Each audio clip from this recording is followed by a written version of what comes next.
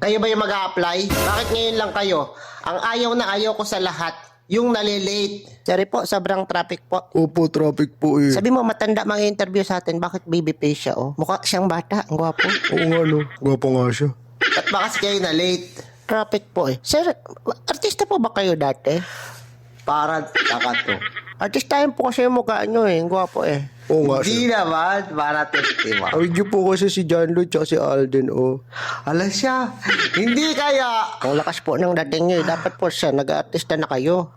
Ayoko mag-artista eh. Paano nyo na-handle yung ganyan kagwapuan, sir? Oo nga, ang dami sigurong nagkakagusto dito. Uy, para kang ano dyan. Sana ganyan din mukha ko. Mag-umpisa na tayo. Tsaka grabe yung sex appeal niya sa. Nakakaasar to. Hindi naman. Sige sa interview na Sige tayo. na. Huwag na tayo mag-interview. Ano na, tanggap na kayo. Sige na. Tanggap Na kayo talaga, na sir? Para kayo